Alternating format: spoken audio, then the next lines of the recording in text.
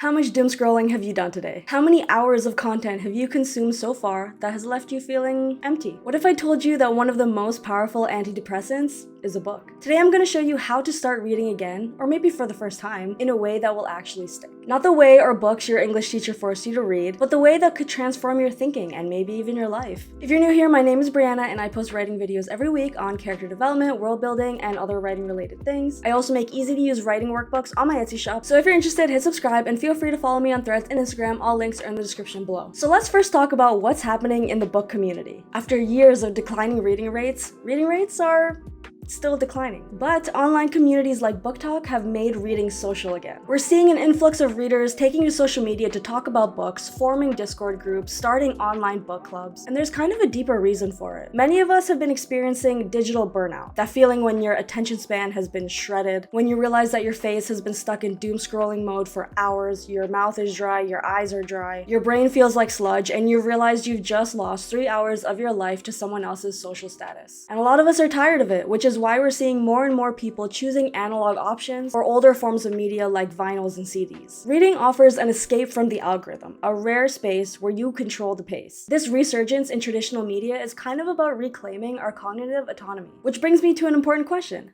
What happens to your brain when you start reading regularly? Reading can help rewire your default mode network, the part of your brain that activates when you're not focused on the outside world. Studies show that fiction readers in particular develop stronger theory of mind and social cognitive ability. They're more empathetic. Not only that, but reading is one of the few activities that forces you to construct meaning rather than passively consume it. In a world where algorithms and social influencers are doing our thinking for us, this skill is becoming rare and therefore incredibly valuable. When you read, you're not just absorbing information, you're creating it. The characters, the settings, the emotions, all of this exists because you're actively constructing them in your mind. You're taking text on a page and producing a film in your mind based on your interpretation of the words. So with all these benefits, why is reading so difficult for a lot of people? If you're struggling to start reading, it might be because you're choosing the wrong books. If you're struggling to start reading, and prolific readers might disagree with me on this, but don't start with the classics. Don't start with what you should read, don't start with what's winning literary awards. Instead, try these 3 steps to help you choose a book. First, think about the shows and films that you binge watch. What genres keep you hooked? I've also made a list of some other recommendations based on film and media. Not all of these are exact genre matches, but they have similar emotional and thematic experiences. Second, consider your format. Physical books create fewer distractions, but e-readers offer instant gratification, portability, built-in dictionaries, and so much more. Ebooks are also much more affordable, but you're also only renting the license to those books instead of actually owning the copy of it. There are also audiobooks, which let you read while doing other tasks. And yes, audiobooks absolutely count as reading. For that, there's Audible, and also Spotify has some audiobooks if you have a premium account with them. The third step is to apply the 50-page rule. If you're not invested after 50 pages, put the book aside and try a different one. Reading should not feel like homework, especially when you're trying to pick up the habit. You want an easy entry into reading with minimal barriers. Once the habit is more established, then you can return to the other book and try again. But even with the right book, you might be wondering, where do I find the focus to actually read, especially in our distracted world? Reading requires sustained attention, plain and simple. But you can engineer your environment to make this easier. Try to eliminate distractions as best as you can, but oftentimes the real struggle is your own resistance. So you want to make reading the path of least resistance. You can do this by creating reading triggers, which are specific environmental cues that signal to your brain that it's time to read. This could be a special chair, a music playlist, a specific drink like a London fog, or even a scented candle that you only use when reading. You can also place books where you normally reach for your phone. Beside your bed, on your coffee table, next to your toilet. Yes, really. Visible cues dramatically increase the likelihood that you'll continue your habit. Another technique you can try is bookending, where you schedule just 10 minutes of reading before another activity that you never miss. Before your morning coffee, your workout, or even before you shower. This helps create a psychological anchor for your new habit. For example, while you're making your morning coffee, the smells and action of it remind you that you have to read, which is great because you can read while enjoying your coffee. So you've set up your environment, you have your book, you get comfy, you open the book, now what? It's just words. Is there something magical supposed to happen? When you're watching a show, your brain is in reception mode. When you're reading, it's in creation mode. This is why so many people find reading difficult at first. It's actually a really complex cognitive task. As you read, your brain is simultaneously decoding symbols, assigning meaning, constructing meaning, tracking the narrative, and making predictions. It's like a mental triathlon that exercises your cognitive fluency, which is your brain's ability to process information smoothly. And this process becomes more automatic with practice. If you're struggling to construct that narrative film in your mind, try this technique. When you start reading, spend the first 2 minutes consciously visualizing the scene. Do some mental prep work to create that mental movie screen. You can do this by pinpointing the sights, smells, and sounds being described. Don't worry about your reading momentum. Just stay stuck in this moment, close your eyes if it helps, and picture the setting in your mind as it's being described. Once you've got a solid picture in your head, continue reading and revising that picture based on what you read. If you lose the image, just pause, reconstruct it, and resume the process. It's slow to start and continue, but the more you practice, the easier it will be for your brain to take over this process automatically. Now, if you have ADHD, reading can present some unique challenges, but there are workarounds. ADHD brains crave novelty and struggle with sustained attention. Two things that seem at odds with reading books, but there are strategies specifically designed for our neurotype. Now, some common methods are body doubling, where you're reading with another person or in a public space, which helps provide accountability and ambient stimulation, and the Pomodoro technique, which is reading in 25-minute bursts, which works well for a lot of people. But my favorite method is actually listening to audiobooks while doing a simple physical activity. Walking, knitting, doing chores, or even just fidgeting can help provide the secondary stimulation our brains crave without compromising your ability to comprehend the book. Now, this might be a bit harder if you already struggle to construct that mental image in your mind and you need to consciously focus on the audiobook in order to imagine the scene. But you can try this method with even the most simple of physical activities like walking on a treadmill. That way you don't have to worry about watching where you're going. Now, what if budget is your barrier to reading? For my fellow Canadian readers, public libraries offer digital lending through apps like Libby or Cloud Library. The Toronto Public Library has over 170,000 ebooks available right now. For American readers, I think your version of that would be Overdrive or Hoopla, and these digital lending apps can integrate directly with Kindle and Kobo devices. For anyone around the world, Project Gutenberg offers thousands of public domain books in multiple formats. Reading is more than just stories. It's about developing a relationship with your own mind. In a world designed to fragment our attention, the ability to focus deeply on a single narrative for hours is almost like a superpower. Start with just 10 minutes a day. And remember that the goal isn't to read all the classics, but to reap the benefits of reading and find a moment of slow time in a fast-paced world. And if you're interested in my top 7 fantasy book series that I personally loved reading, watch this video next. Or just get off your phone. Until the next chapter.